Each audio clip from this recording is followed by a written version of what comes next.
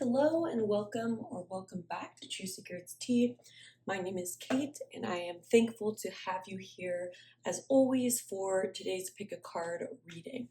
So we're going to be looking at what important message do you need to hear right now about your best next steps. And so this can be kind of a broad topic. So I'm really going to be delving into your energy, whatever is generally going on in your life, whatever themes are going on, we're going to be looking at where you're at, what's in your highest good, what's coming next, what next phase or next energy is going to be most helpful for you.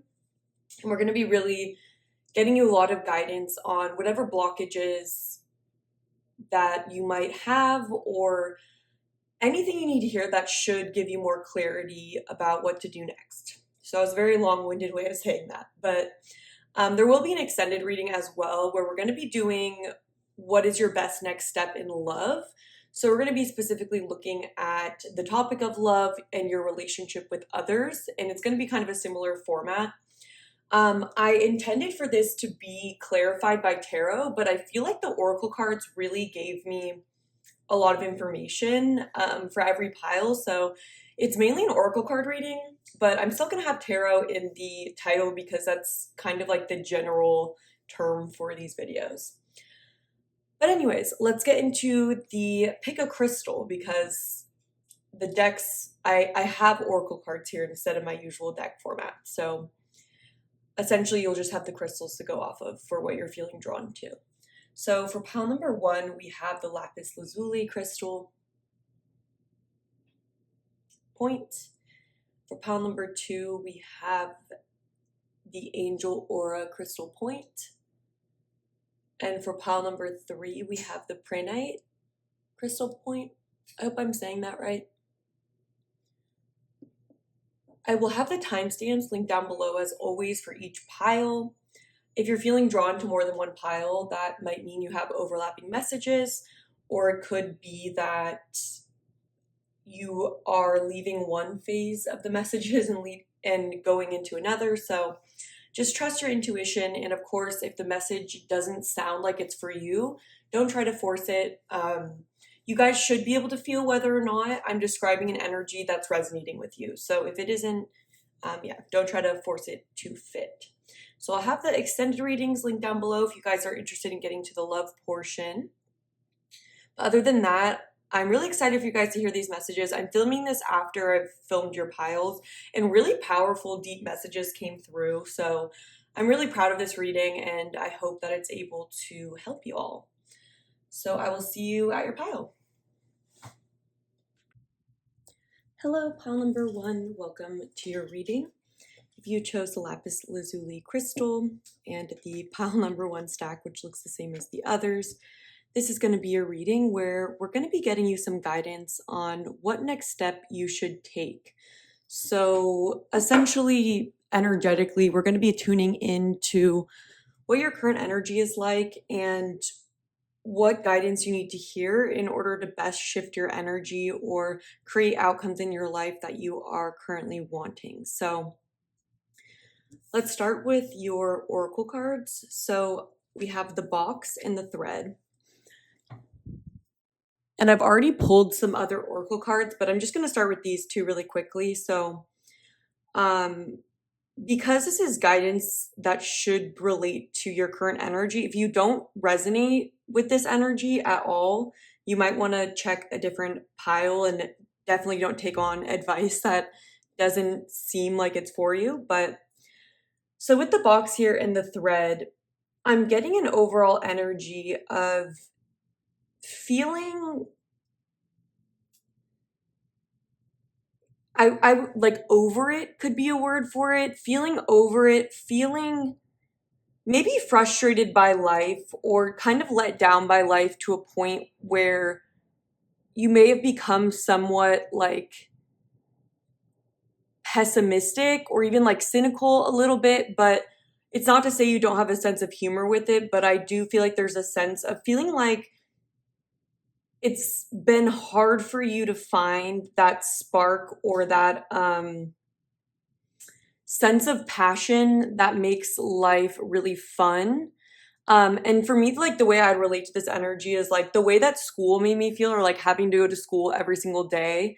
And for me, this would be like this box. And so this box card represents sort of the structures of modern life and the norms and everything that society tells us to be and do. And I feel like within this group, you guys may be just feeling at this point. I feel like this will describe more of like the journey to getting to this point, but I feel like through the process of conforming to society's expectations and like maybe gaining the approval of others or just doing what other people kind of expect of you, there's kind of a negative, or there's kind of like a negative surrender. Sorry, my throat just got really dry. Where it's like you guys may be in a job that you don't particularly enjoy, and you may just be feeling like tired of the energy around you or just like your everyday routine. And there's kind of this energy of feeling a little bit dead. Sorry, like that's kind of dramatic, but feeling a little bit like dead inside and feeling a little like it's just hard for you. There's almost an energy here of like becoming an adult or something and just being like, I can't believe that this is like what life becomes. Or it's just like there's kind of like an energy here where I could hear you saying something like, yep, we all from 9 to 5 work these jobs that we hate and then we die. You know what I mean? Or like we spend most of our time doing something that we hate just to live for the weekend, and then maybe we like use substances or like have short-term like thrills that aren't really like fulfilling for the soul. Like, not that you'd say it this way, but like that's I feel like what you're getting at. And I feel like there's just this energy of I wish there was more, but I've also kind of given up on that, or I feel like there isn't another option, so I kind of have to surrender to this and just play along with this kind of like game of life. And there's some resentment as well that I'm feeling from you about this. So I'm going to pull out your oracle cards now. If I can, okay, they're right here. So we have Saturn return, age. We have you are rare and free. There are not many like you. We have do not drink poison. Do not do things you know are bad for you. Just want to make sure that we're getting this in a good spot. Cool. Okay, we have door to personal healing and happiness. We have heal the ouch. We have higher power in the reverse position. I'm hearing the song like Nothing Really Matters, Mama. Ooh. Then we have spirit of gratitude, and then we have time to collaborate. So before I get into it, there are some songs that were coming through. One of the songs that came through, I've heard this song just a few times, but it's like that song where it's like, I drink till I'm drunk, I smoke till I'm high, or something like that. And then I'm also, I'll get a little bit more into it, but I feel like with having said that first, I want to continue this narrative, and we'll get into more guidance, but I first want to connect with your energy and like speak it back to you so you feel like this is your reading, or like you understand what I'm saying. So I feel like the way moving forward with that narrative of, I'm seeing you, especially with this you're rare and free here, I'm seeing you beginning off in life, or like your inner child having been exuberant, or maybe having different kind of ideas, maybe being more eccentric or more like just like different. And I feel like you are different, and I feel like you are someone who isn't going to be happy just going with, I'm hearing, what's it called, like when a song, the mainstream, right? I feel like you guys are not really fond of the mainstream. And I feel like this is actually a quality about you that is very like special and unique to you. But I feel like when you were younger, you may have kind of seen like how certain people were treated if they were different, or if they didn't, you know, have these like societal standards, like being smart, or like having a good job, like having a good body, like all these things. Or like fitting in and like liking the things that everyone else likes. Like I feel like you guys are smart, and you guys were able to figure that out at an early age, that maybe what you naturally felt drawn to or liked wasn't going to be considered cool in a way. And so some of you, at the most extreme, some of you guys may have experienced bullying at an earlier age, or you may have experienced rejection that kind of haunts the situation. Or it could have just been that you saw that in others and you didn't want that to happen to you, and so either way, you tucked away this part of, like, resentfully tucked away this part of yourself and your viewpoints and the life you'd want to live, and the life you'd want to live, the lifestyle, like your interests, your passions. Like, I feel like a part of you felt like you had to let go of that. And through that process, it feels like this is where a lot of I'm just almost seeing like you losing connection to that part of yourself, and that maybe not initially being something that you would notice a bunch. But then I feel like as the years go by and as you grow up and you settle into your life and your career or whatever is going on in your life, I feel like inevitably you're not happy because of throwing that part of yourself away. And there's kind of this feeling of, I had to do that, or other people made me do that. And there's kind of a resentment with heal the ouch here. There's this inner wound of resentment towards others, or towards society, or maybe towards specific people that have hurt you or judged you unfairly. And I feel like there's kind of this energy of like giving up on that part of yourself that was more connected to your like higher self and your spirit, because I feel like your spirit and your higher self is actually very like that part of yourself that was different, that saw everything that was going on and was like, this kind of sucks, I don't want to do that. Like, that's a part of yourself that deserves to be honored, and a part of you that is like in touch with your higher wisdom, or in touch with a really beautiful part of yourself and your passion. And it's like our opinions of those sorts of things, like that's your selfhood, and like that's what makes you you. And that's where your happiness is reconnecting with your part of that part of yourself. But I feel like because there's an energy here, I'm trying to describe it and put it into words, but it's like this energy of, at one point I was an optimist. At one point, you know, and then kind of like looking at other people maybe that are like optimistic or like living out their passion, almost feeling like resentment towards it, because it's like they're just like naive, or they don't know or something. But I feel like there's kind of been this like energy that may have even like further isolated you from maybe the connection, the acceptance, the support that you want. And I'm even feeling this stubbornness that has grown within you. And this message is like really coming through. Like I like spirit is telling me what to say, so I'm just gonna like channel it. And I'm not in any way trying to make you feel bad or anything like that. I really want to shift this and help you, and I see you, and I totally understand where this is coming from. I just want to say that. But I feel like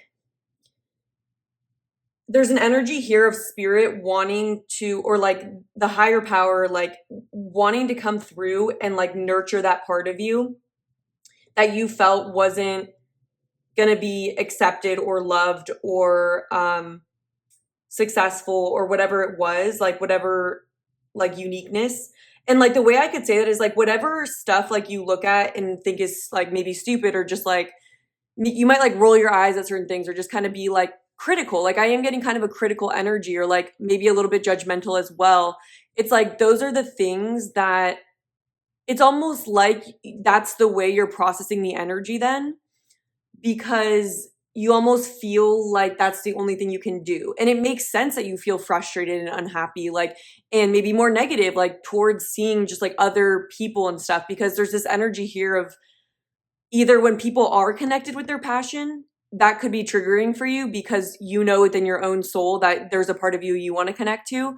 Or when you see people that are like playing the same game, like in this box game or this like societal game, it's almost like you feel like you see right through it. And it's almost like this energy of like resentment towards those people and like them for keeping up this system that you have to be a part of or something.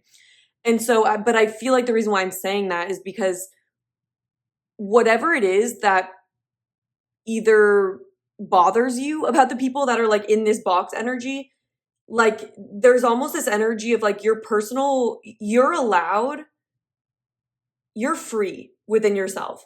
And so I feel like there's this need to realize that you may have gotten stuck or like you may have dug yourself into a hole of beliefs around what your life can look like, what you can create, how you can even feel in life. Like I feel like there's this energy of like I've seen it all, or like there's just like this energy of a lack of optimism essentially.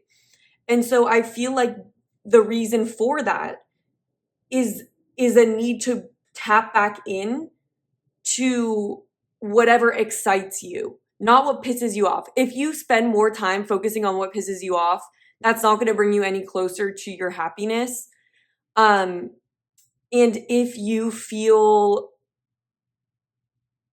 and this doesn't have to be everyone that's like this, but I've seen this energy before where it's like this kind of, and like I felt this before, like, and it's kind of like, it could even come from like a little bit of envy, like when someone is seemingly happy or doing something, but it's like realizing that that can inspire you and letting that inspire you, not because you have to do the same thing they're doing, but because you have your own unique, passionate life purpose and path that would make you really happy. And you have that.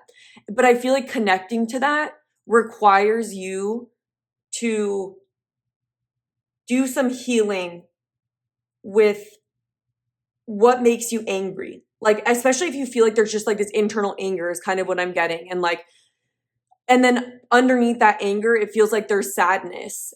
And then, and like grief, grief for this lost part of yourself. But I feel like what Spirit is saying is if you're willing to open your mind to the possibilities and to re-trust in the universe again and to open yourself up and not make yourself, because I feel like when you're in this energy, you then attract yourself exactly the energy you're putting out, right? And so it's like if you expect people to disappoint you, or if you expect people to be a certain way, or you expect situations to go a certain way, or you expect to be miserable, if you expect to be unhappy, the universe sends you more of that. And so Spirit's saying the key to switching this is breaking down these beliefs and having the humility and just like just trying it of like, I am going to start thinking differently today. Like I'm going to set different intentions out into the world.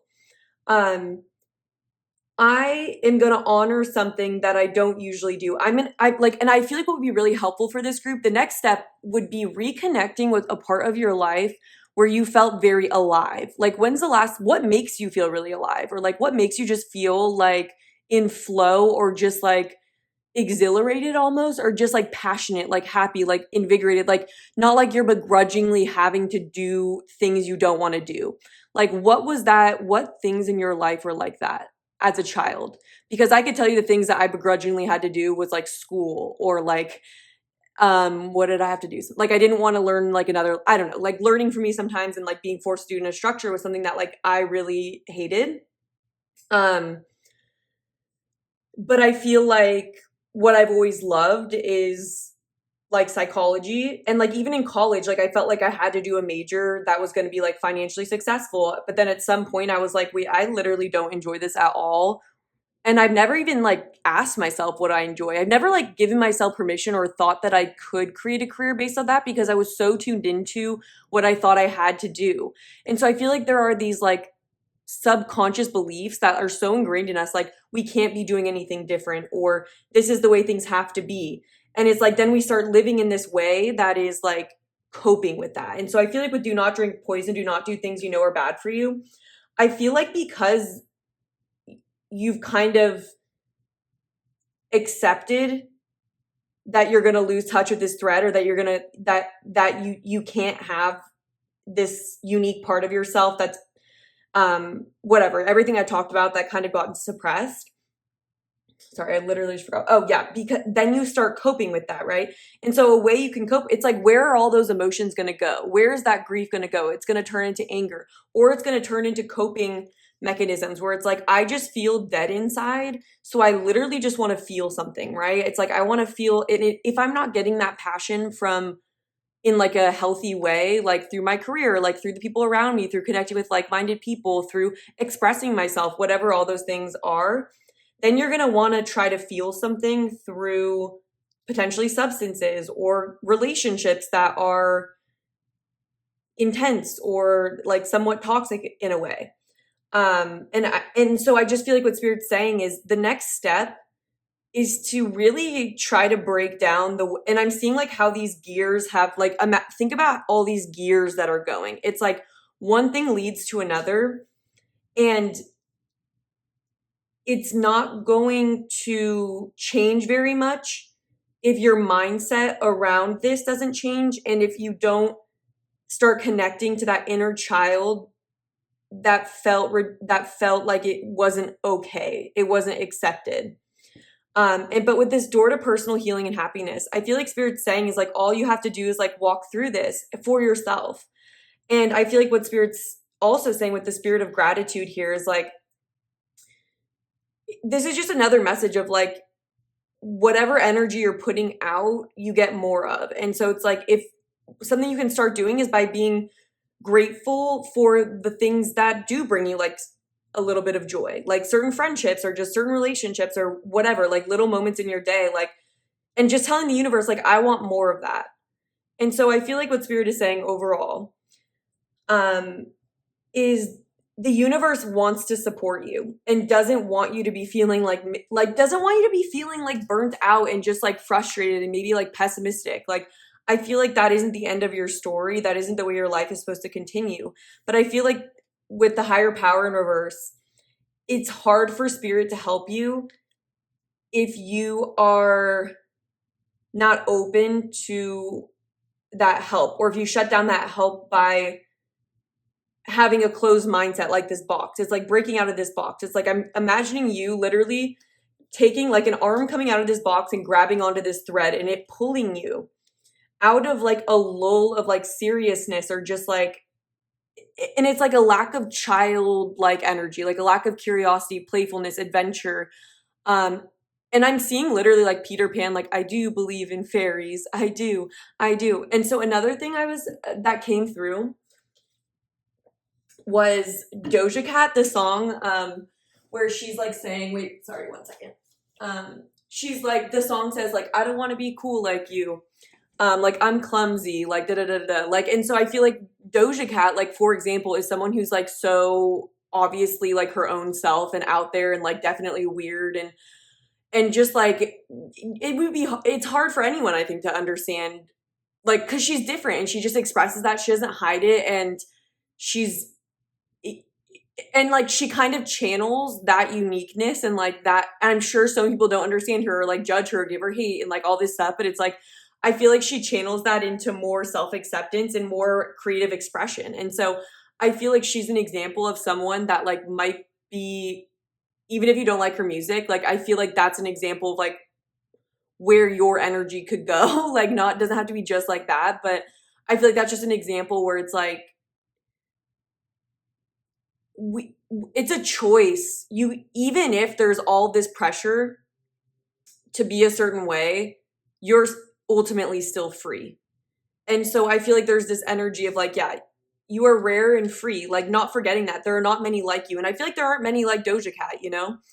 And I feel like it's like learning, and I feel like with grateful here, I feel like it's learning to be grateful for who you are as well. And as like cheesy as it might sound in this group, especially, like I feel like it's like learning to embrace those parts of yourself that aren't happy with what you're doing or aren't happy, want things to change. It's like that's a part of yourself that wants to be heard and wants to be honored. And so I feel like whatever way you're feeling, like frustrated, it's like all of those feelings are valid and should be worked through and should be acknowledged. And then there are small things you can start doing and shifts you can start making that are going to start compounding and opening a door. But I feel like the main blockage that you have right now is feeling like you have to do everything on your own, feeling disconnected. It's almost like disconnected from the collective and like almost just feeling like no one's on your team, or like because of being different, it's almost like I don't trust that if I'm vulnerable and if I accept support that people are going to give me that instead of tearing me down for being different. You know what I mean? So I guess I'll just be like everyone else and be miserable. And I feel like Spirit's saying like the next step is breaking out of that. And as you do that, I feel like that's going to reconnect you with your spirit. And like with the higher power in reverse, it's like it's not making you happy, I feel like, to fit in this box. It's not making you happy to be serious about everything and then to cope. Like I feel like that this isn't like a functional way of being. And I feel like Spirit's saying the way out really is through reclaiming those parts of yourself that you feel other people said weren't okay. And that could be society, that could be whatever. And it's like having the courage then to embrace yourself, even if no one else will, like, right? And I feel like it starts there. It's not door to collective happiness and healing, it's personal. And so I feel like Spirit's saying your happiness is available to you if you want it.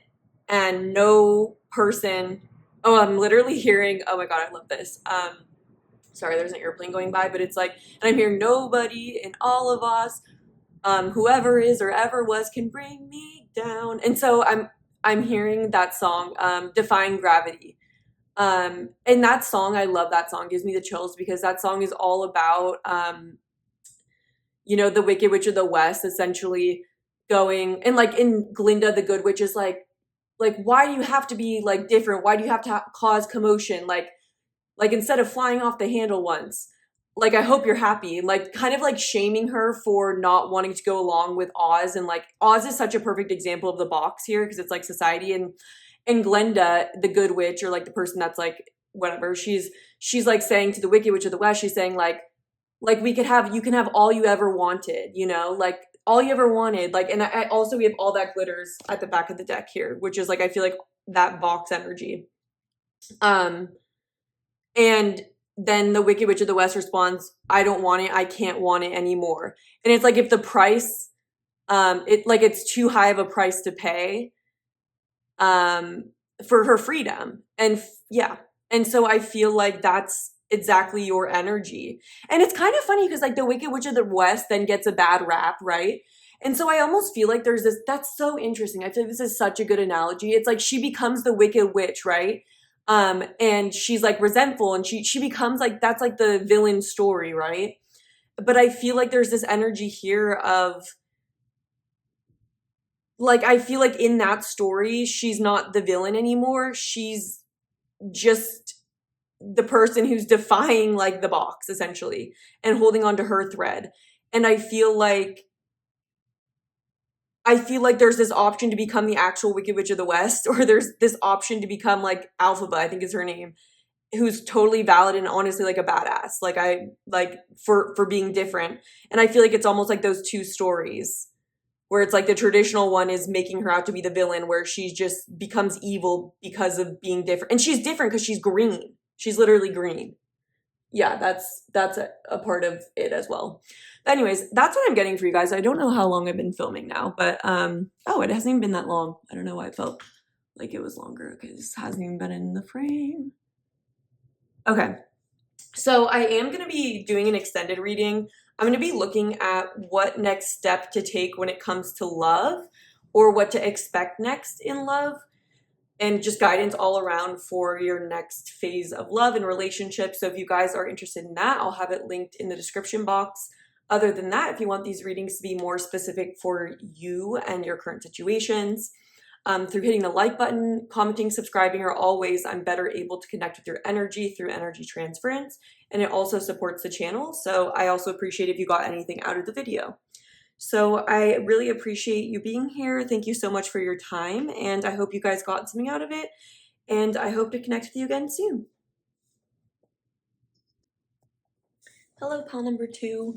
Welcome to your reading. If you chose the Angel Aura Crystal Point, then this is going to be your pile where we're looking at getting you some advice on what next direction to take, what next step to take.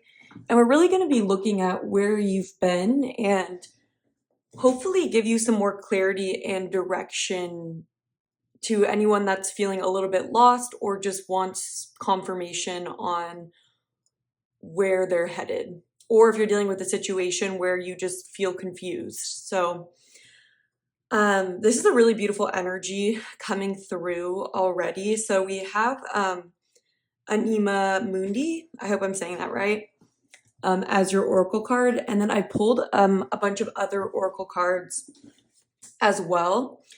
So I essentially just asked Spirit to tune me into what pile number 2, what's their best next step. And so I pulled quite a few.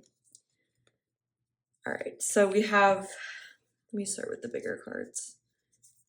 Okay, we have the Saturn with Truth. 2 of these cards came out. We have Earth Element Stability. We have Transition to the Spirit Realm. We have Changed in the Night. You have changed quickly. We have Grand Symphony. We have Coming Apart. We have the Bone Collector. We have A Leg Up. So over here. We have actually, look at this here. We have Bearing Fruit. And then the 7th chakra, Archangel Uriel. Uriel. I can't say that, but okay. Let's get these down. Okay, let me just make sure everything's in view. Zoom in a little bit. I hope you guys are doing well. I'm really excited to get into this pile because a really deep energy and message is coming through, and the message is pretty like deep in a sense. So I'm gonna really try to do my best to do the message justice. And I'm gonna start off by saying that what's really coming through, like what I'm channeling, is the Barbie movie. So hopefully most of you guys have seen that. But I'm seeing the end of the Barbie movie where Margot Robbie is with like the creator of Barbie, and there's a moment where it's almost, see, okay, the energy of this is very intrinsic to your message, and I just hope I can explain it. So sorry, I'm like struggling with this, but it's like she's come to the end of a journey where she started off as, was it like the stereotypical Barbie? Yeah, so she was a stereotypical Barbie, and like everyone in Barbie land, it's like, let's say that that's one dimension of like a timeline that Barbie was on, and it's like everyone else around her was kind of on that timeline. And through the chaos of everything she loves and knows, like breaking down, like Ken taking over all of the like Barbie's castle. So it's like she started off being having sort of a one-dimensional life, right? And it's not to say that that's what you had, it's just like an analogy. So it's like that happened, and then through like this whole journey, she sees like this other part of the world, right? And so she goes to the real world, and the real world is has duality, right? It has all the negative as well. And so it's almost like this journey of her going from like this picture perfect world where everything's like good and positive, like there's no problems, to another polarity of life, which is like the negative polarity, or like there being problems, like there being just like all of the issues in the world, you know, like people acting from fear, like feeling afraid, feeling like violated, feeling angry, or like all these negative emotions that she's not used to experiencing. She goes through that. And so that movie has a lot of messages and themes, I would say, but through that process of, and it wasn't an easy process, right?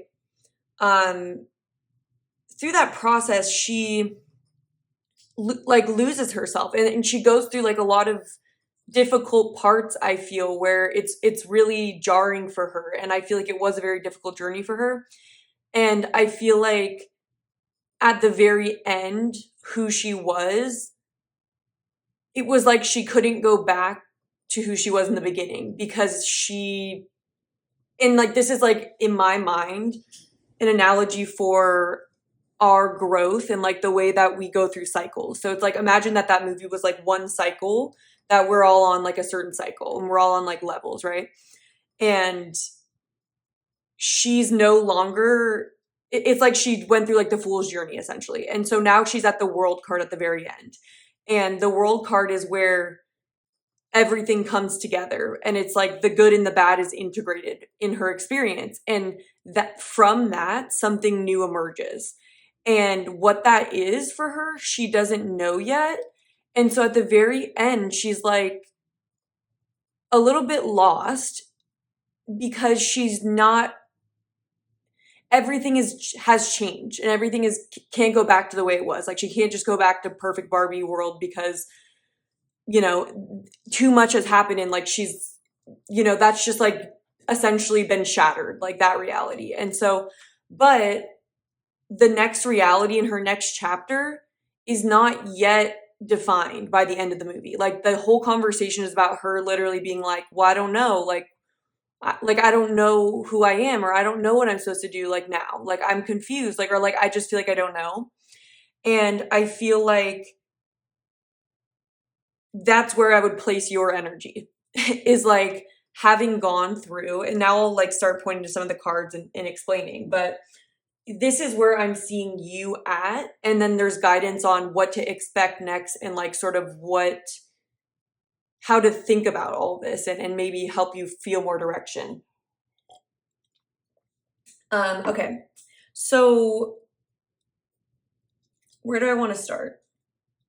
I want to start, so in these cards, I can see sort of a journey. So with Saturn and Truth being here, coming apart, and the Bone Collector, and then like a leg up, I can see that you guys have had to go through a journey where, and I'm going to keep comparing it to Barbie because it makes sense that way. It's like it's just helping me, but it's like, so the beginning of Barbie or Margot Robbie starting this journey began with her like not fitting into everyone else, or like she started to have like thoughts of death, right?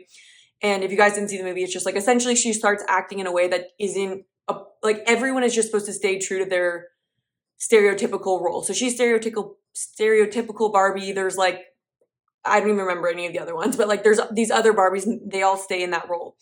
And so her journey though, it's like she couldn't go back, because it's almost like, imagine that Barbie's destiny always has been to sort of shift and change the Barbie world. Like that was Barbie's destiny. She was like the person that was going to go into the real world. You know, that was her destiny. She didn't know in the beginning that she was going to make this whole shift, right? And so I feel like with you guys have gone through this process of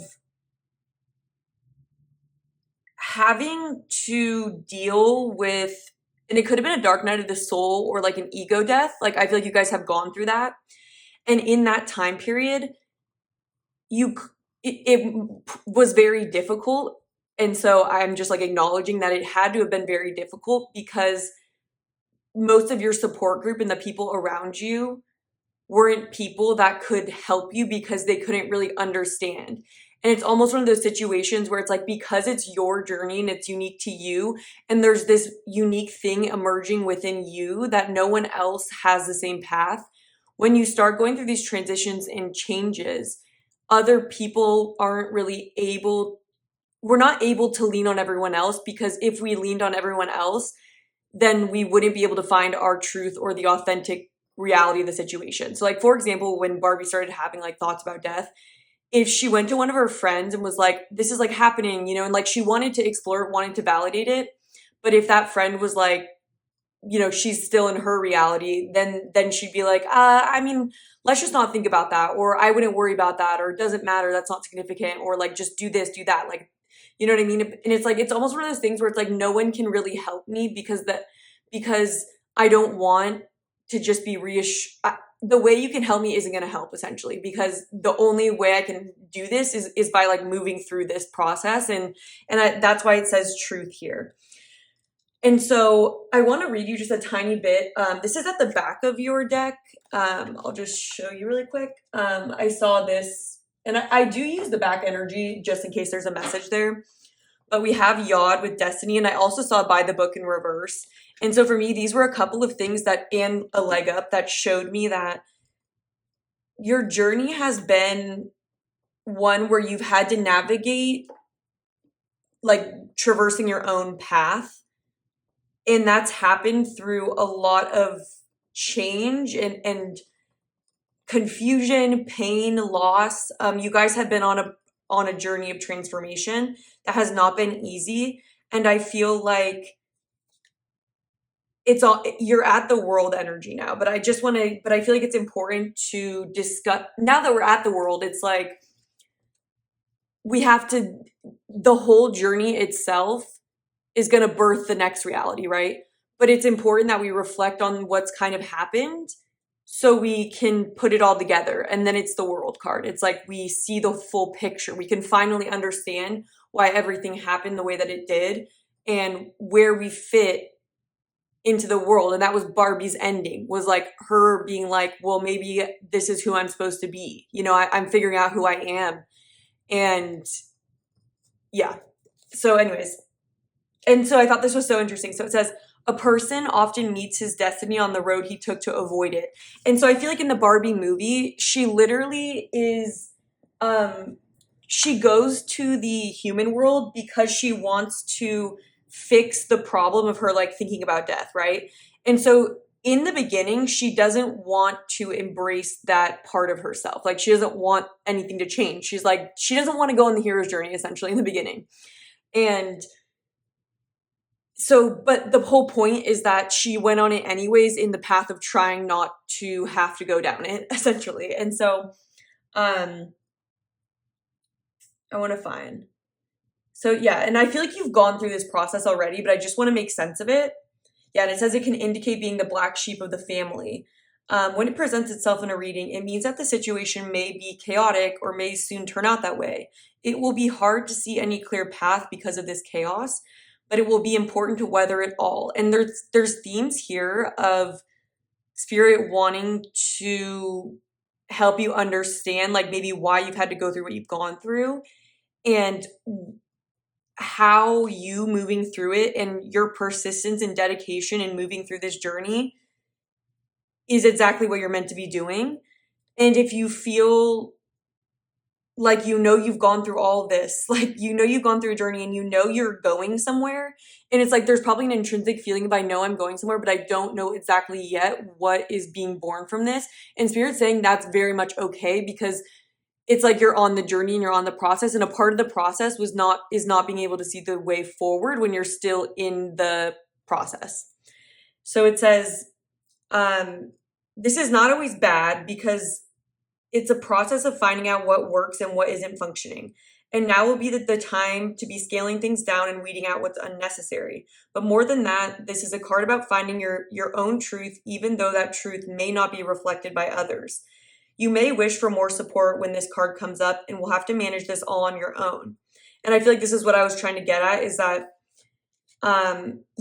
it says another development may turn up, and that is you'll prefer to work on it on your own without any interference from others, because it's like something that only you can really do. So it says, but it's not to say it isn't tough. And so I feel like I'm here to say, like, Spirit is so proud of you, and you guys have been on, like, it's no joke what you guys have been through, and just the intensity and like the strength and incredibleness it takes to have been on the journey that you're on. And I know there's been times of you completely doubting everything, and like doubting your purpose, and doubting, your worth, and why you're going through all this, and even if it's worth it, or you should even like believe in like a higher power, if you should believe in believe in purpose, or kind of like your faith, essentially. Like, I know your faith has been tested, and I know you've continued to walk down the path. And that is the truth, that you've been doing really well. And it's almost like I hear Spirit ask for your continued patience and receptivity and openness to continuing to learn through this, and understanding that just because it's maybe confusing or like not super crystal clear, or the results aren't immediate in the external world, it doesn't mean that you're doing anything wrong or that you've made a wrong step. It's that this is just the way it is to get there. And I also, like, I heard in my mind, like, and I've thought about this before, but I feel like sometimes when we have a very genuine intention or manifestation that we want to align with the universe, like we want to do this. Like, let's say that someone wants to tell Spirit or tells God or tells the universe, whatever, I want to make this impact in the world, or I want to be this, I want to do that. And it's like, the more genuine your intention is, the more likely, like, and the more you're able, and if Spirit deems that you can handle it, that you're going to be able to go through this, then the universe will throw at you the shifts and changes and the experiences you need to have in order to emerge into what you wanted.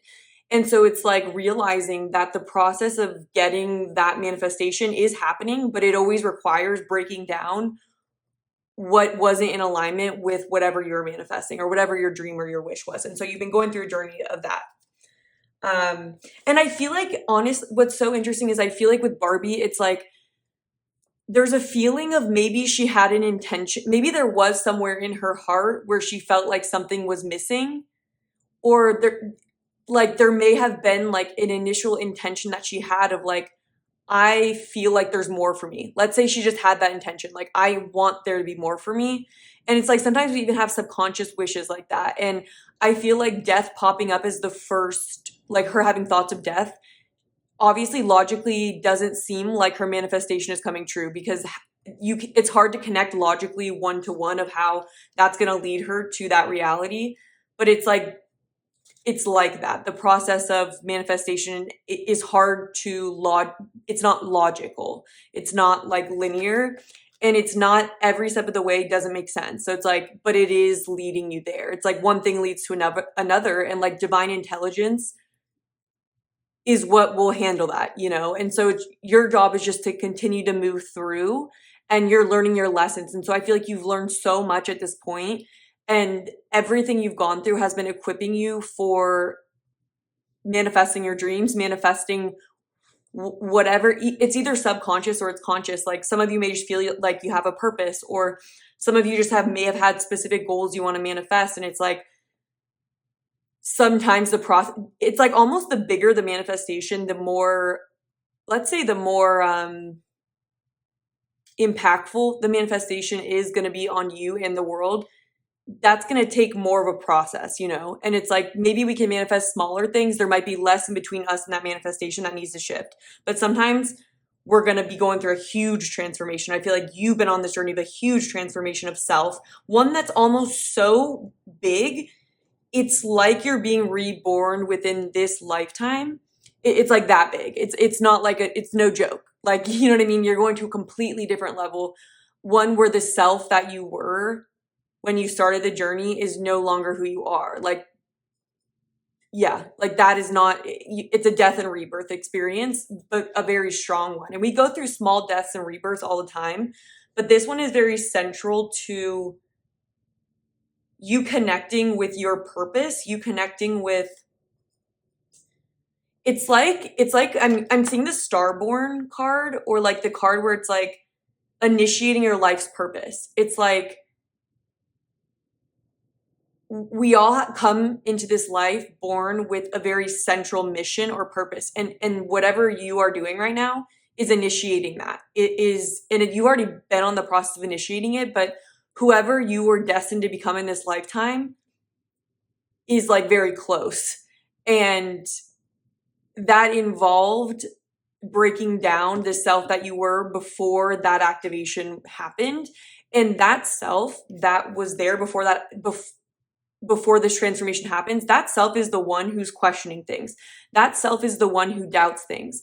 That self, there's still like this process of releasing the old patterns, thoughts, and beliefs from a previous self.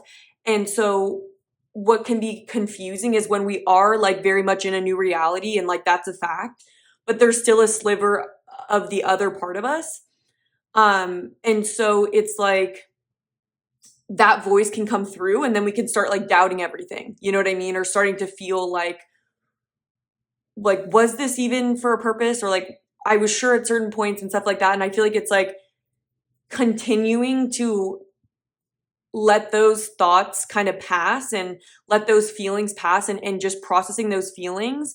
And the more just like slowly over time you do this, it's like you're starting to ground everything you've been through, like on a spiritual level, on your spiritual journey, is now being grounded into form, like manifested. And a way that's happening is also through you and how you're showing up, you as a human. And then it's also going to be happening through like in like what's around you. But it's like when it comes to form, things are a lot slower to manifest, but it's like happening. And so it's like that's what is happening for you right now. I just felt the need to say that. That was kind of a tangent, but where was I? So I was reading a little bit of this Yod Destiny card, just to like show you, and like props to you guys for what you guys have been going through, honestly. Okay, and so it says, this is a card that can denote a time to voyage inward and come to your own truth. There isn't anyone else who will have the tools to figure this out more than you. So now may not be the best time to take advice. Your inner knowing has it already. You just have to take time to process the information to come to your own answers. And so I feel like for you guys, the next step for you, now I can kind of start speaking about that, is learning how to let things ground and let things take form, and like trusting that you will come to that you don't need to seek anything, that you're not missing anything, you're not doing anything wrong. It's just that it's a process of being patient and letting things take form, and trusting that day by day you will know what to do, and not overthinking it, like not being in the other dimensions of like needing to take action or overthinking things, or it's like the earth element. We have earth element stability here because I feel like that's this sort of final part of your journey. And it's like before, so it's like, let's say you guys were already in a form. Like, let's say your journey, and this is why you have Anima Mundi, or sorry if that's wrong, but it's like the whole journey from start to finish. You've gone full circle. So you're in this full circle moment where it's like, let's say you started off as like a solidified form, and through going through all of the other elements and through everything, that form has broken apart. And you're in this liminal space almost where you've needed to allow. And so with transition to the spirit realm, this talks about this energy of sort of needing a little bit of rest and recuperation after you've learned the lessons you need to learn, and like that form is no longer needed. So like whoever pile number 2 was that learned all these lessons, it's over. Like it's done. Like the process is done. But before you jump into the next like incarnation, but it's within this lifetime. Like, so ego death, let's say you're gonna be a new person essentially, like, or when we transform to the core, we're now a new form essentially. And it's like there's almost this spirit wanting to let you know that it's normal and it's important for the soul to have a little bit of rest before the new form manifests. And like this sounds kind of like out there, but it's like this is the reincarnation process, but it's like this card essentially talks about how we don't need to die anymore in order to transform into the next incarnation and to take on a new purpose essentially. And I feel like what spirit is saying is, and this is like interesting, I don't know if this is true, but this is what spirit's telling me right now, is like for the first part of our life, we have like more of the focus of our purpose is about self and is about the ego. And I don't know if this is true for everyone, but this is just like maybe this is what my spirit guides are telling me. So they're saying that it's like, imagine that there's one part of our lifetime is going to be, and this kind of makes sense logically as well, but it's like, for example, as a teenager, you're not going to have this huge impact on the world because you first have to kind of go through your own lessons, and through your own process of transformation, it's almost like then you are able to better fit into an impact for the world, right? And so it's like, and that's why you have a grand symphony, and I'm not going to say this card, but like this card that like represents everything, and it represents the whole, and coming to this understanding of where you fit into the whole. This is also the 7th chakra energy. It's like the collective consciousness. And I feel like the next step of your journey is becoming a part of the whole in a more integrated way, where it's less about self, but you've gone through that journey of self. And because you've gone through that journey of self, through holding that authenticity of who you become, suddenly you become a part of the whole, and your impact on the whole becomes more clear, and your place and where you're meant to go becomes more clear. And you wouldn't have been able to know that until you went through this journey. And so it's like, there's this energy of the next step being you reforming almost, and you needing to be patient as you find your new normal, and to be kind to yourself and compassionate to yourself for all the days that you feel confused, or you just feel like you want to go back to who you were, or you just want your comfort zone again. Like, it's realizing that over time you're going to be creating your new comfort zone. That's it, and it's been why you've gone through this whole journey. But it's almost like at the very end, sorry, I just need a sip of water. I feel like there can be, and I feel like I've heard this before, it's like at the very end of like an ego death, like your ego can try to fight harder and be like, no, like this is so scary, so uncomfortable. And it can make you doubt your journey, or doubt if it's worth it, or doubt if you even have any big purpose in front of you. Like, I feel like we can all go through that doubt. And sorry, I just got scared I wasn't recording. But what was you guys, sorry, I just literally lost my thought process. But we all go through that doubt. Okay, and then, yes, and so it's like the tail end of the transformation is that. And I guess I'm here to remind you that there's like, okay, I'm here to remind you that it's literally impossible that this didn't have meaning. And it's like, you know, in your heart that you've been going somewhere. You know in your heart that there's been a reason why you've been going through everything you're going through. And you know there's a purpose for you. You know there's this like place for you. And what keeps coming through is like, What Was I Made For by Billie Eilish, also from the Barbie movie. And it's like, it's almost like you've gone from that being your song to continuing to go through the journey, because there's going to be a resolution to that song. And the final form of that song, as you move through the sadness of contemplating that and feeling like the first step would be, I don't feel like I know what I'm made for. I don't feel like I'm fitting in, or I don't feel like I'm happy. I don't feel like I've made it, or I am on my path in a sense. But that's a part of the path, right? And then I feel like the rendition of this song would be like, part two could be, I know what I'm made for. I'm happy. I know my purpose. I see my place in the whole. And that gives me such a sense of happiness to be an individual, but also to be connected and to see your place. And I feel like that whole song is about not seeing your place, not feeling like there's a place in the world for you, or not, or like, what was I made for? Like, what's my purpose, you know? And it's painful to not have that. But anyways, you've been going through this whole journey to find that, and it is coming true. Your dreams are going to be coming true. You're just in this final step of your journey right now.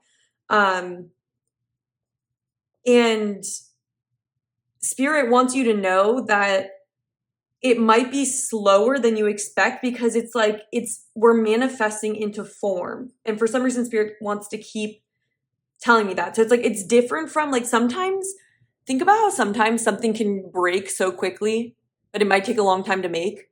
It's like that. And I feel like sometimes when we get so used to, we changed in the night, you've changed quickly. When we get used to like when we're going through destructive time periods in our life, it's like everything can change in an instant. And so we can kind of get used to quick movement or like quick progress. But think of, it's just like literally what I said. It can take a long time to make something, but you can break it in an instant. And so I feel like there's just this need to remind yourself of the rebuilding process, and how what you're rebuilding though is literally going to be the manifestation of the reason why you've been going through everything. I hope that makes sense. And it's this next phase is literally you living out in form your dreams, your purpose, your why, you know, and the next step is finding your place in in the symphony. And it's almost like imagine that we all have an instrument, and until we fine tune our instrument and go through this transformation where we're let's say playing our authentic tune, before we know how to do that, maybe we sometimes like play a tune that's kind of off tune, and we get this sense that we're wrong or we don't belong, or we just cause, this is getting kind of dark for me, but then it's like we just cause like chaos, or we can just feel like we don't fit into the harmony or something. But it's like, it's not like a song. Let's say you have one specific tune that is your authentic self. And that is what makes harmony with the universe. And it's like, let's say in the beginning of life, we all aren't well, maybe some like masters like come in and then they realize it pretty quick. But I feel like we all don't know our initial tune, or we don't know how to embody that in the 3D. And that it's a journey of embodying more of our authentic or higher self's tune, right? And so I feel like while we have this potential for this tune, and once we hear the tune, we will know it's the tune. But until we have found that, we're going to feel like there's something wrong with us, or we're not, I don't know, like fulfilling the right purpose. And it's like, imagine that we all are born that way, and we all interact with other people that are maybe in the wrong tune as well. And through that, it's like a tuning process. It's like, okay, no, this isn't right for me. This isn't the right sound. Like, this isn't it, you know? And you tune it, you tune it, you tune it. And finally, like, you hit this note that is your authentic note. And very quickly, people that are also like that will be manifested into your life. And you'll see where your tune fits in. And I feel like for a lot of people, it's like people that are in tune already can inspire people who are out of tune. And it's like maybe their tune is kind of similar to that tune, you know?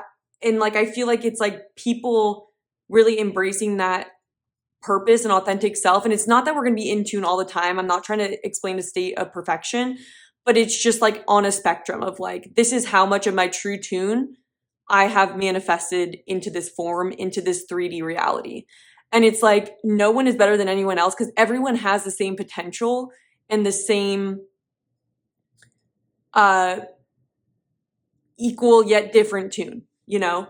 And it's like the people who are already in tune aren't better than the people that aren't in tune because it's like everyone has that potential essentially. So anyways, I feel like I hope this hasn't been too rambly, but long story short, I feel like while you guys have been in this process and maybe feeling alone as well, or just feeling like confused about like where all this leads or what's next, or like what does this look like next, you're actually on a slow journey of manifesting that to you, and you will find out as you go along.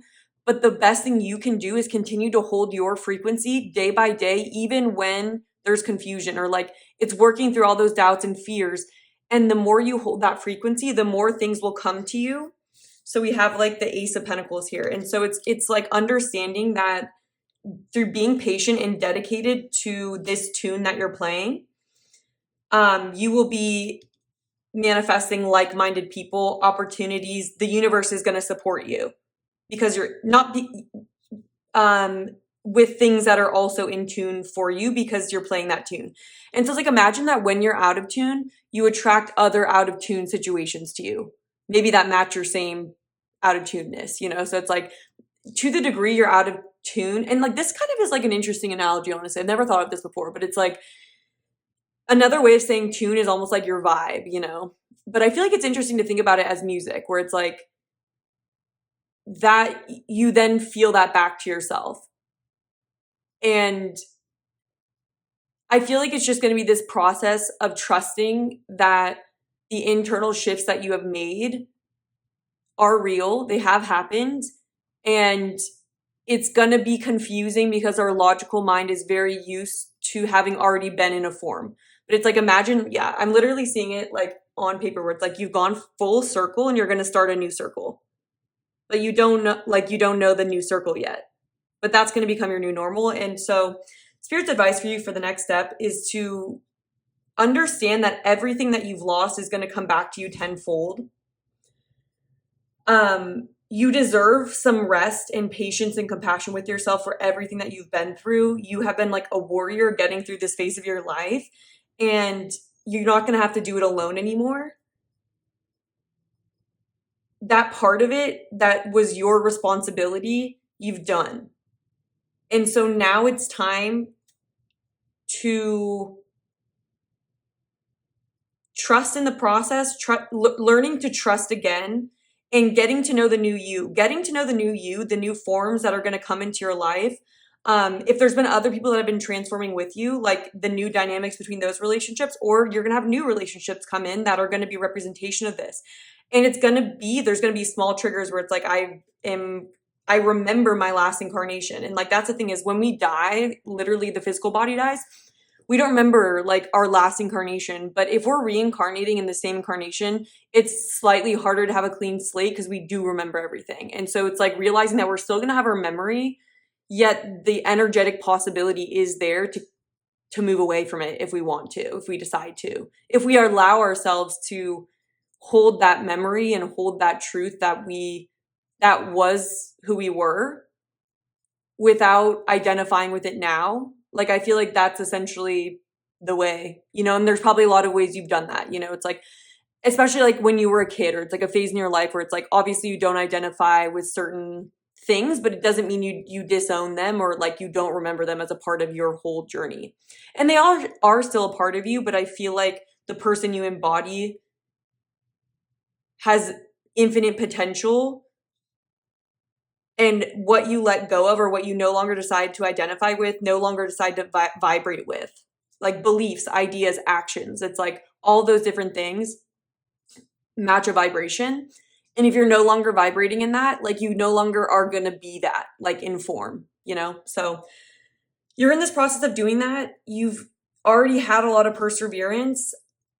The easy part is actually here now, but the hardest part is that it's just going to be you having to be compassionate with yourself and reassuring yourself and continuing to move forward, even though things are different, even though things have changed. And even though you might feel like you don't have a guidebook for it, or like that's good. That means that you're on path. So, yeah, and we just have here, belong to your own dream, create your own life. Like, this is what you fought for. And it can be kind of weird when it's that moment where it's finally here. And I feel like this is like Barbie, you know? Think about how Barbie was just a part of someone else's story, you know, like someone wrote or created Barbie. And it's like, then she gets to become her own creator. She's stepping out of living another role that wasn't created by her to being her own creator. And at the very end of the movie, it's not like she's like, it's a big experience. It's a powerful experience. It's like in a powerful part of the movie, but it's her choosing the harder path and choosing to figure it out as she goes, even though it isn't as predictable, it isn't as safe, it isn't as easy. So that you're kind of at that same spot. You're like at the end of the Barbie movie where she's just about to start doing new things, you know? And she's like, can I do this? Like, and she's a little bit like, I don't know. And then she kind of realizes she can, and it's going to be a learning process for her, you know, to when she has to go into the real world, like hypothetically. So that's what I have for you guys. We are going to be doing an extended where we're going to be looking at what's your next step in love. So we're going to be doing kind of a similar process, helping you big picture understand what's been going on and then what maybe is best for you next in love. So if you guys want to see that, I'll have it linked in the description box. And if this did resonate with you and you want future videos to resonate more specifically to your situation through energy transference, that is the best way to do that. You can do that through liking the video, commenting, and subscribing. Also ways to support my channel in the video if you did get something out of it. So I appreciate your time and I hope to connect with you again soon. Hello, pal number 3. Welcome to your reading. If you chose the Prenite crystal, this is going to be your reading where we're looking at what is your best next step to take generally given your current circumstances and from like a higher spiritual perspective as well. We're really going to be delving into what themes you're currently working through, what's going on in your life, and then we're going to have just guidance on what direction is in your highest good. I just wanted to mention before I get further in the reading that if you guys do really resonate with this pile and you are looking for more after you finish this video, we're going to be looking at what are your best next steps when it comes to love. So I'll have that link down below in the description box for any of you that are interested. And so it's so interesting because I've already seen some of your oracle cards, which I'll show you now. So we have the Maiden and the Destroyer. You put it like this. So what's really interesting is when I started filming this, I messed up or like I stuttered when I was like trying to say what the topic was. And usually I feel like it's easy for me to like breeze past that and be like whatever and like not really think about how that's going to be perceived. And in my mind I was like, well, what if this is people's, like I started overthinking it and I was like, well, what if this is the first time someone's listening to me and, you know, that just isn't enough or like, or that's going to make them think that I'm going to speak like that the whole time, you know? And so I ended up refilming it and I feel like I don't usually do that. So this will come into play a little bit later, but, your next best step essentially involves a shift in priorities. And when it comes to your relationships, like your goals, things like that, I feel like you guys are going to be going through a really strong shift soon. So we have the Destroyer here and we have the Maiden. And so I am going to be talking in this reading in a way that almost insinuates that you are a female or a girl woman. And that is because the archetype lesson I'm going to be speaking on has a lot to do with stereotypical themes of womanhood and growing up from becoming the maiden, mother, and crone. And so if you guys identify as male, but you feel like you deal with these feminine energy themes, that's totally fine. Just make it fit for you. And I'm sure you guys are used to doing that already, but yeah. Okay, so we have the maiden, we have the destroyer. I'm going to lay out your other cards.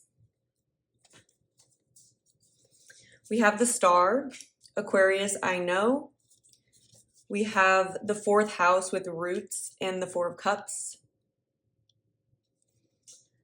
We have holding on way too tight. We have Marie, masquerade, glamour, intrigue, drama.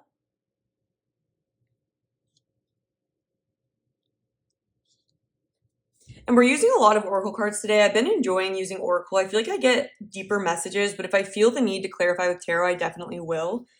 Okay, we have Poe, time for change, to learn something new, to use technology and gadgets with wisdom. Very Aquarian theme reading as well. And so your next step really is rooted in this Aquarius energy, but we'll get into it. We will get into it.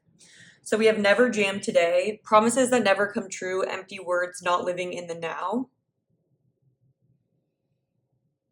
Put that here. We have lead the way, be a leader, show others how it's done, you can help others. And I only wanted to get one card from each of these decks, but for you guys, multiple popped out, so I just decided to take them.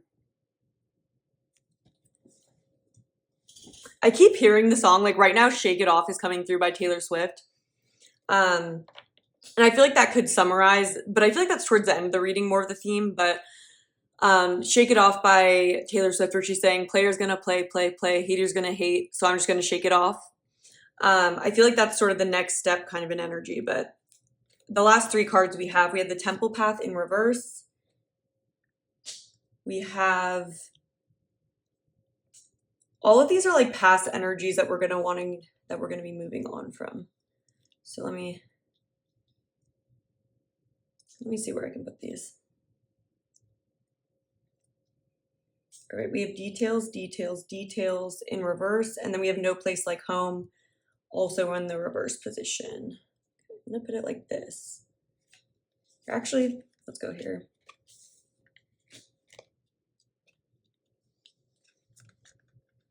Okay.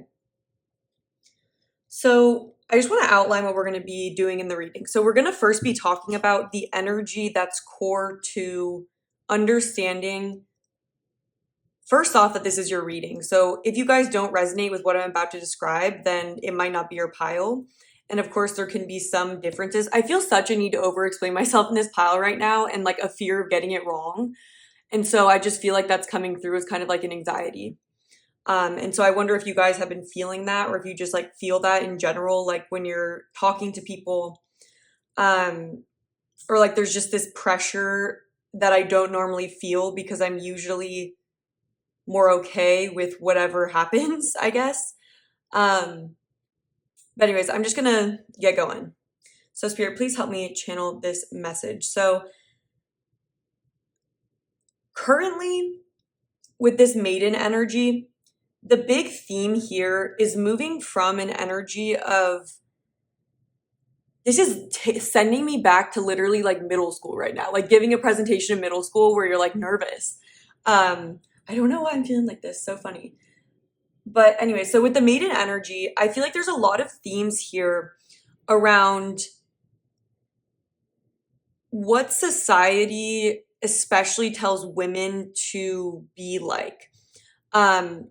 And the toll that can kind of take on who we are and how we show up in the world. And so with the 4th house roots and holding on way too tight, there's a lot here about what's familiar to you. So this could be like the way that you grew up, like the people around you, the ideas of the people around you, what everyone thought was desirable for a woman, or desirable for, if you guys are a man, and whatever, desirable for people. That societal pressure from peers, pressure from family, just culture, all of those things that show us what we should be like to be good or to be attractive. Um, and like it's like the maiden's original source of power in my mind is almost like the desirability factor. And so for me, the way I relate to this is I remember when I was younger feeling a lot of the guys around me were very like critical. Like I feel like they spoke so much about like women's bodies and like just were I heard them be like so critical of other people and even like critical to me sometimes. And I feel like those voices and like those different interactions when we're more insecure and like we haven't formed our sense of confidence or our identity yet, it kind of creates this natural mechanism within us to then almost feel like our worth or like how okay we are is then in the hands of how desirable we are or like how many compliments we get or like how much people like us, how popular we are. And I remember literally like as a kid just like my main goal, not my main goal, but I remember at one point like even in like movies and things, like you see people that are like more popular or something. Like I feel like I wanted to be popular like when I was younger. And I don't know, maybe that, I don't know how that sounds, but I feel like probably a lot of us, like, obviously wanted to be liked when we were younger, when we are more insecure.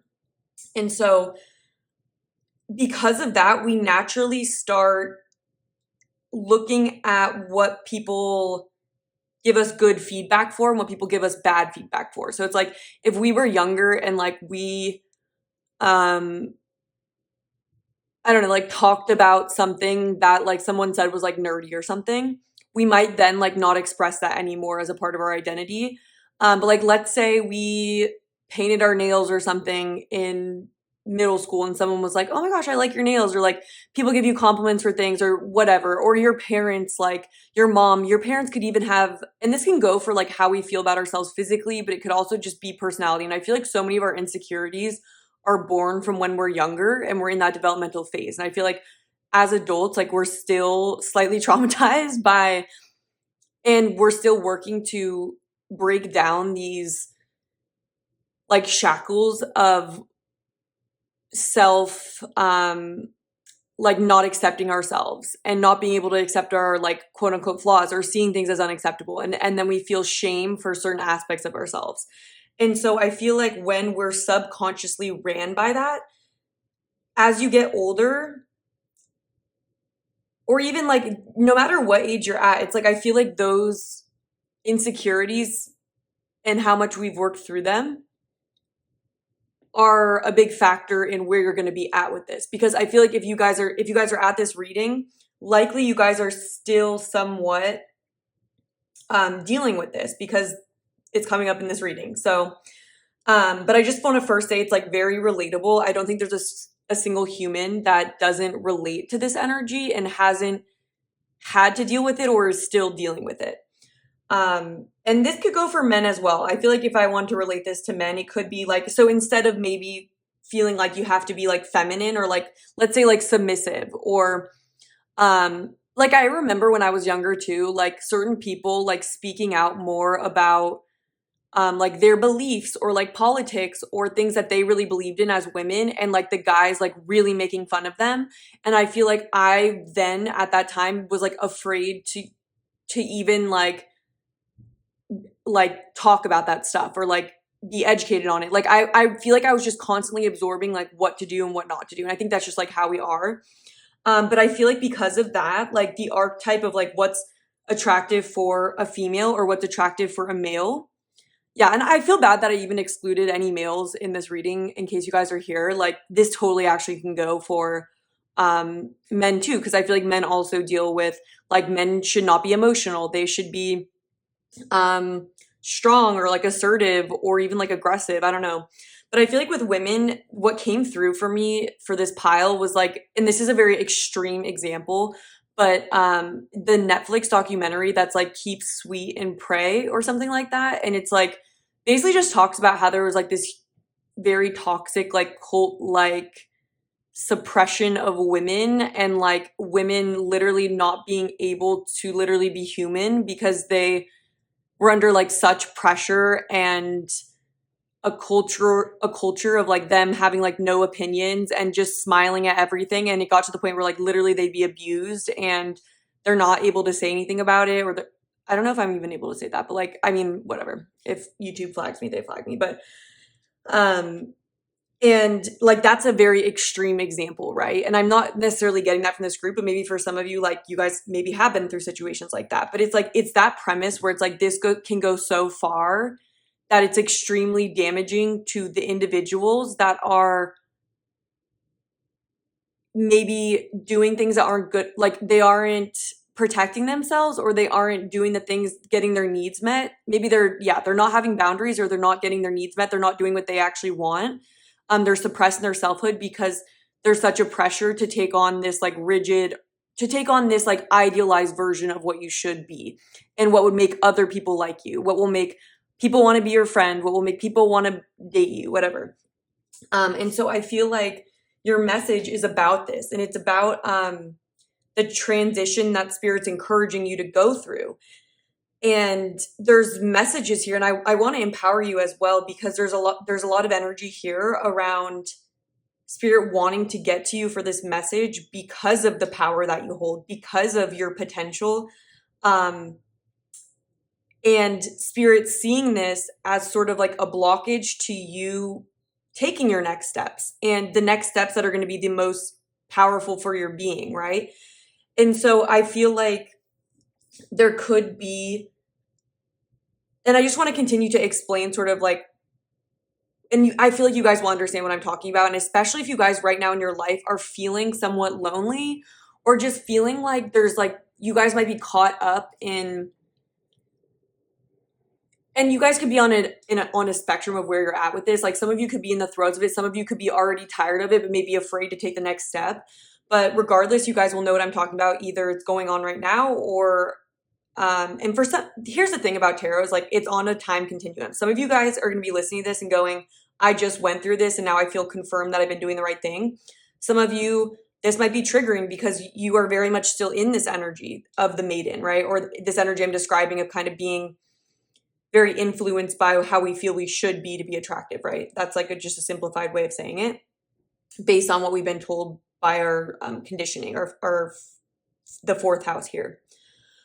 And some of us are halfway through the process. So it's like we could be kind of already into this stage, but we just need more confirmation and encouragement. So wherever you're at in this process, that's totally fine. But so just take it that way. So I was going to say that I feel like a lot of you have dealt with or are currently caught up in relationships around you that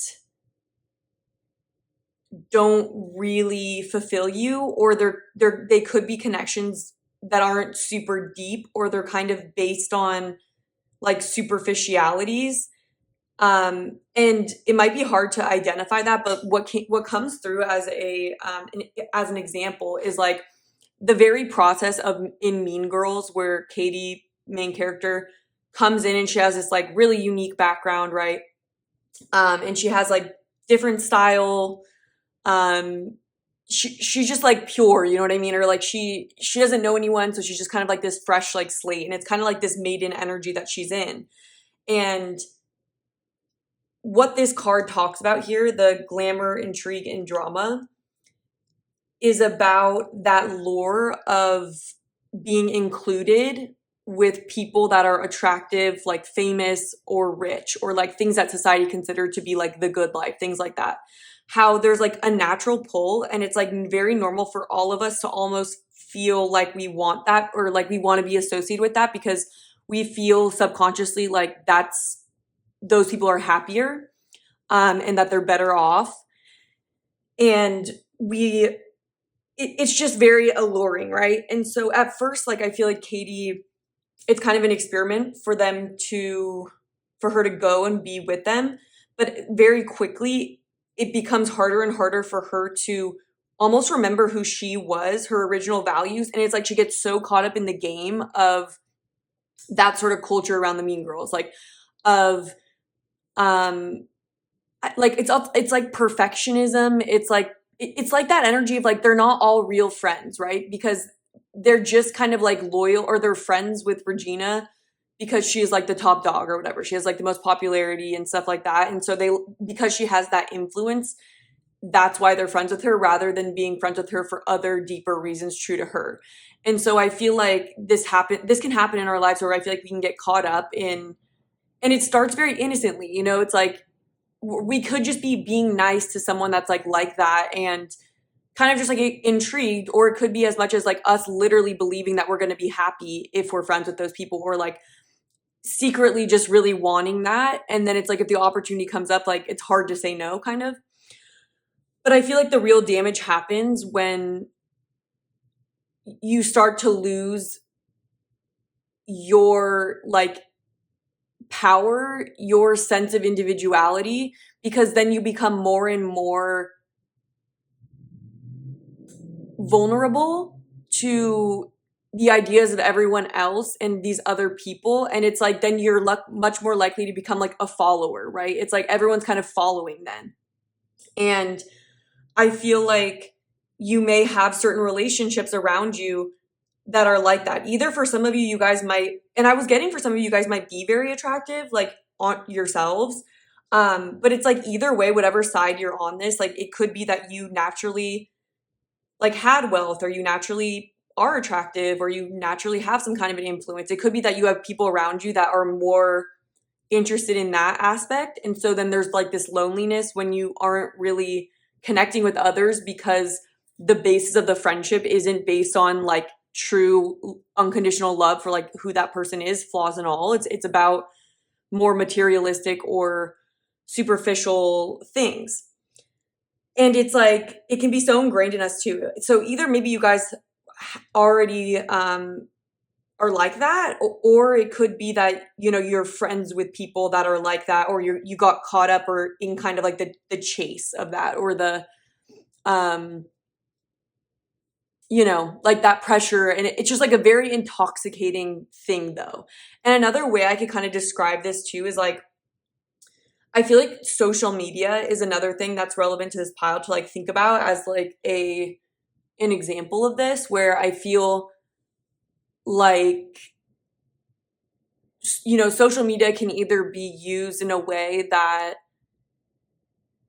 you really show like who you are, or you get to share like your ideas. And I feel like a tool is a tool, and I really believe that. I really believe that people can, like, I have nothing against social media at all. Well, I think is this social media? I don't know.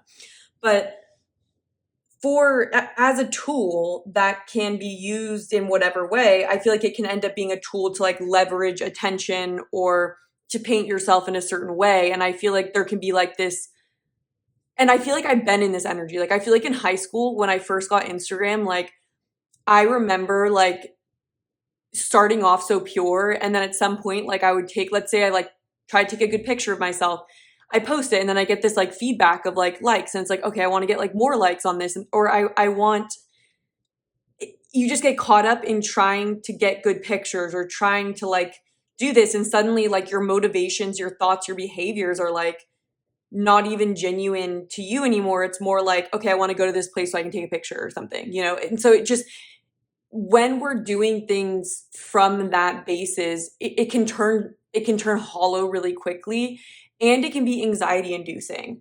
And so I feel like with this which card, the details in reverse, I feel like Spirit's saying that currently you guys may be kind of caught up in this energy of feeling like a need to be perfect, or to get like a certain amount of status, but it feels like fear-based, where it's like I'm like afraid of showing another part of myself then. And so your best next step here, and I'm going to start getting into that energy, is, and then it's like you're on the hamster wheel. Like that's what I was getting, is like this energy of like a hamster wheel where you never get there. You never reach the satisfaction. And it's like this and it also can be like when you're motivated by anything that's like perfection, or like you just want more, like I want more money, I want more status, I want to be more attractive. And it can turn really quickly into like an addiction. And like I'm not saying everyone like has that. I'm just saying the energy of that is important to understanding the next step. And so I feel like when we're in that, we aren't free and we're cut off from our power. And so with the star being here with Aquarius energy, the star is all about, is such a different energy. And so as soon as these two came out together, I was like, okay, like the message is kind of clear. And with the destroyer here, that's definitely the next step for you, because I feel like there's an energy here of trying to hold on to what's familiar, or trying to maybe resisting.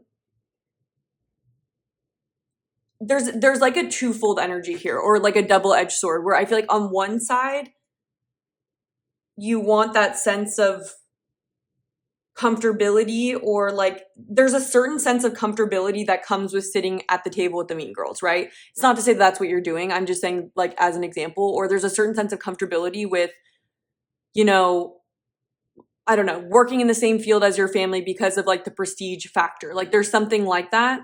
Or even like striving, and it doesn't even have to be things like that or that are so positive. It's just like for any of us, we can get so attached to what's familiar that there's a part of us that doesn't grow or is resisting the necessary next steps to grow, especially if they involve change.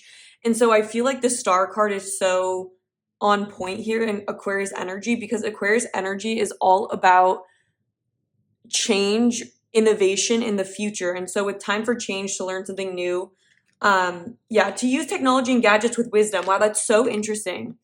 Because I didn't even recognize that this came through, because I was saying technology is just a tool.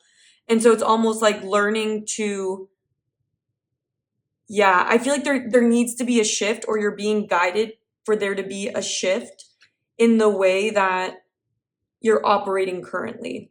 In the sense of integrating more of what makes you different. And I feel like the next best step for you is releasing a tight grasp here on who you feel you have to be, on the fears of what's going to happen if I slip up, or what's going to happen if I make this move, or what are people going to think of me, things like that. Aquarius literally enjoys being different. Like this is an energy that will fight to stay weird, will fight to be stubborn on their ideas even if no one else agrees with them. It's such a unique sign. And so I feel like your next best step is to embrace your uniqueness and your individuality, and to start seeing that as a gift rather than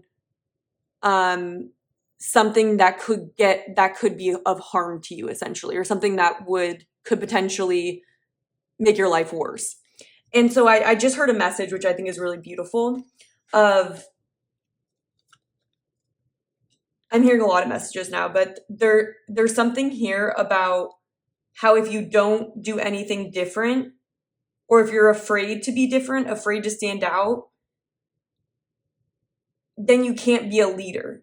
You know what I mean? It's like, then that takes you out of the running for being your own creator, being your own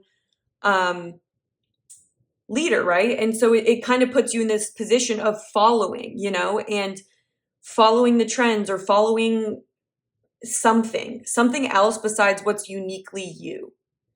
And the destroyer card is here because this is an energy. I love that it said this, and I'm hearing heads will roll. That song, heads will roll to the floor. And so I'm seeing here that it's like there's an energy of fitting in, or trying to not draw negative attention to yourself, or not do anything that could be construed as negative attention. And I'm even getting that as like, or what's coming through is like Bridgerton. If you guys have seen that show, where it's like there's a lot of pressure on them to like fit in and like not do anything to stand out, and like not do anything to hurt the family's reputation, or not do anything to like, this, that, the other, right? And there's like a lot of pressure on that person. And so and that might be the situation for some of you. Like you guys might have like a pressure on you, or just like the way you were raised, or like the people that you're around. Like there just could be like a level of influence or something like that, or something like that that's putting you in this world that's like shackling you, that you are actually internally free from. And it's like on the surface we can feel like happy we belong with that, or happy it's a part of our lives, but at the same time, it can also be the very thing that's inhibiting us from our personal growth and our spiritual development.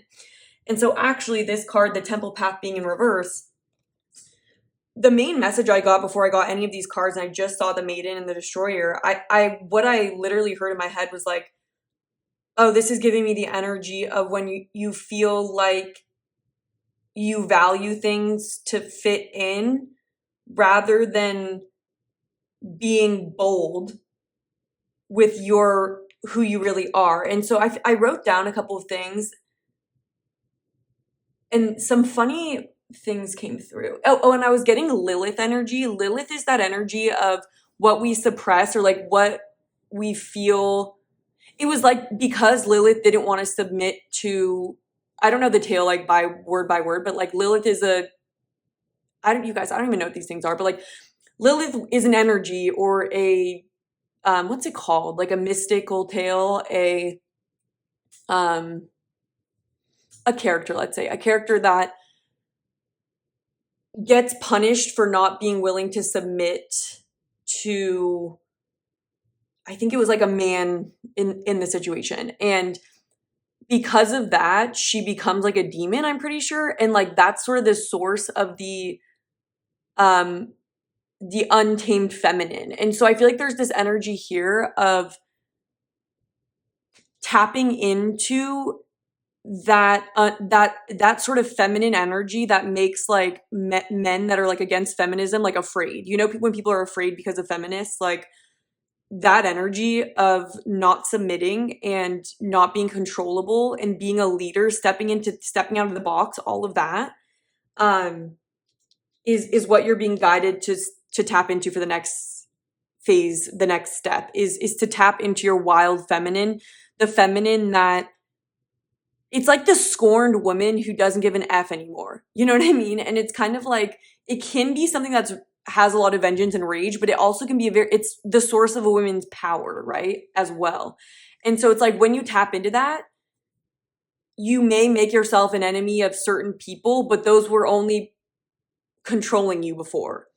And so what did I literally saw something that was like, or I heard something earlier. But anyways, I feel like exploring the taboo, embracing the taboo, and tapping into those parts of yourselves and starting to break down, like, why do I do this thing? Why do I dress this way? Why am I in this job? Why do I have these friends? What do I like about this and this and this in my life? Like, what's the real reason what's the real reason for those things? And I feel like starting to break down some of that and understanding some of it maybe coming out of a fear of what would happen if you didn't. And it's not to say that like, and I also want to make it really clear that it isn't like, if you like a certain fashion trend and it like speaks to you and like it inspires you, that's not what I'm talking about. Like that's very different, and there's nothing wrong with that. And there's nothing wrong with anything, but I'm just saying that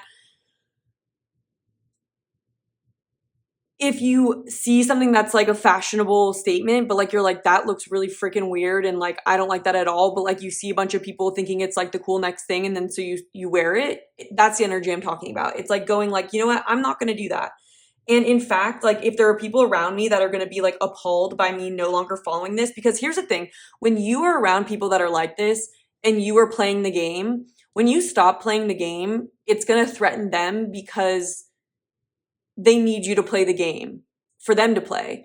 And you also threaten to expose to them this truth, right? This truth that maybe we could be happier if we weren't doing this. Like, it's like everyone, there's kind of an energy of it being taboo to, it's like giving me cult energy in a sense, where it's like in a cult, you kind of have to agree with everything, that there's like a very agreed upon set of beliefs. And if one person starts saying something, like I feel like they can become the enemy essentially. Because even though it might be the truth, and it might be that the people that are most triggered by it might be the ones that feel in their heart that it's true, but they're afraid to acknowledge that truth for themselves. And so it's having the strength to be a leader, to step out and find like-minded souls rather than people that follow the same trends, people that are from a similar background to you. Aquarius energy is all about the oddball and connecting with other cultures, different kinds of people, people that are very different from your family of origin to give you perspective. Like, I feel like that's what you need in order to further embrace this part of yourself, because this wouldn't be coming through in a reading if there wasn't a part of you that craves to embody more of your soul energy, and to connect with other people on a deeper level and to not feel alone. And I feel like Spirit's saying the next step is to release, to get off the hamster wheel of what's familiar, especially if it's this kind of energy I've been describing. And this no place like home in reverse really talks about how sometimes what's familiar is actually what's bad for us, and what's uncomfortable, what's new can feel uncomfortable, but it might be the exact thing that we need. And so with lead the way, be a leader, your next best step is to start questioning how fitting in with these things inhibit you from being a leader, inhibit you from being able to speak up and lead others. And here's the thing is, like, it just takes one leader to go, and leaders oftentimes are trailblazers, or people who do something different. Like, you're not going to be a leader if you're doing the same thing as everyone else, or you don't have any new unique ideas. Like, think about Martin Luther King, for example. Like, he's a leader because he stood up and said something different, from even though there was potentially going to be repercussions. They did what other people were too afraid to do. And so I'm getting this energy here where it's like, if you were willing to kind of step up, and even if there's other people around you that are maybe like seem like they're in this similar energy, like there might be so many more people maybe in your community and your people around you, but maybe people beyond that that totally are in this energy and understand it. You can become a leader to help others, kind of free themselves from this energy. But I feel like that takes first being willing to destroy what isn't serving in order to create. And the destroyer card literally says it's an act of, every act of creation is first an act of destruction. And I saw here, there's a lot of theme here around being a leader, not a follower, and realizing that you have the power to do that, essentially. And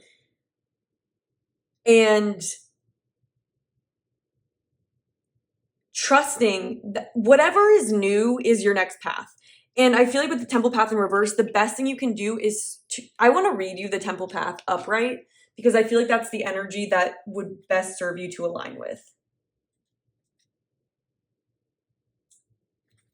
Here, I'm going to read the reversed, and then I'll read the upright, because I feel like this could be a good representation of the why of taking these next steps matters.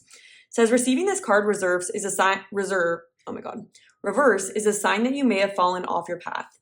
You could be too focused on worldly possessions and material gain, or you may simply be maintaining old, unhealthy habits of fear, limitation, worry, or doubt. Whatever is distracting you, receiving this card is a firm message that it's time to make your spiritual life and evolution a much higher priority. Not doing so represents an important loss of power. So clear your mind, meditate, and open up to the presence of spirit. Whatever you have going on, consider this an important part of your personal and tactical plans.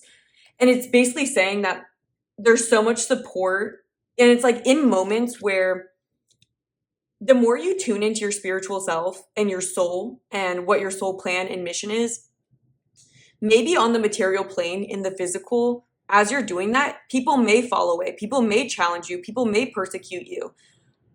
And this is something that at one point, and I feel like I was in a situation where I was working for a company that it felt very like everyone was kind of fakely happy, or it was just kind of like this like situation where it wasn't really safe to like speak out truthfully about things or problems even.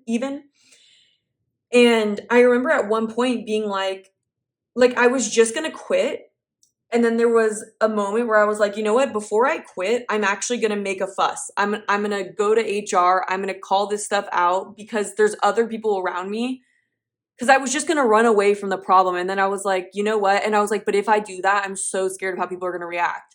And I remember like getting a download. At this point, I didn't even know there were downloads, but it was like realizing that like Jesus himself was literally and it's not to compare myself or anyone to Jesus. It's just the archetype in itself is useful because it's like, think about how Jesus came here and was this star, was challenging, did come honestly as a destroyer, did come to destroy and create, to break down what wasn't true and to say, hey, follow this. And that's like a leader, right? He came to do that. He was literally like sacrificed, like he was crucified, you know? And it's like, we have to get real with ourselves. And sometimes we have to go like, what's more important to me? What in my soul is right? Following my soul's truth? Growing in my power? Or is it appeasing the people? Because I'm pretty sure we're happy that Jesus came, and whether you believe or not. You know, I'm pretty sure that had a really good impact. I mean, that's up for debate. I'm not even religious or anything, but I'm just saying that, like, I feel like a lot of this is usually met with people are assassinating a lot. And I'm not saying that that's going to happen to you, obviously, because those are much different situations. But on a smaller scale, it's to be expected that people are going to not be happy with you. But it's realizing what you can gain from doing that is more worth it than the negative side of this. And it's your personal freedom, it's your empowerment, and it's also the ability to help a lot of other people. And that's so fulfilling. And so I just feel like your next step is embracing your potential for leadership by first overcoming whatever keeps you feeling like small in a sense. And it's funny because it does make you small. And like I'm hearing in my head, Lucky by Britney Spears. It's like, if there's nothing missing in her life, then why do her tears come at night? And it's like, everyone, she's so lucky, she's a star. And it's like, everyone wants to be here, everyone wants to know her, but she's lonely. And so it's kind of like realizing that there can be a lot of illusion when it comes to certain things that we think we all want, or like a lifestyle, but like the temple path is truly where it's at, you guys. And so I want to read the upright then. It says spiritual purpose and support. Receiving this card represents your spiritual evolution. The winding path you are on leads to a blessed temple and a lovely garden, symbolizing the spiritual destiny your soul has had in mind for this lifetime. This card upright is here to tell you that what you're going through now is all a part of your soul's progress. You're on your karmic path and heading in the right direction, and the choices you make now are important for your personal growth and life lessons. Following your higher intentions will help you move your life forward in dramatic ways. And connecting with spirit and your higher self will have a wonderful influence on all that you experience. Yeah, and so your next step is connecting with yourself, because I feel like your soul's mission and truth has a lot to do with changing things and being someone that challenges the status quo, challenges things. You're not meant to just stay in this stage in your life. Yeah. So I hope that this has been helpful for you. I hope that even if it's not clear to you exactly what to do, I hope that this plants seeds for you. So if this resonated and you want future readings to resonate more specifically to your situation, hitting a like button, leaving a comment, and subscribing are all ways that you can do that. It also supports the channel. Thank you so much for being here and for your time, and I hope to connect with you again soon.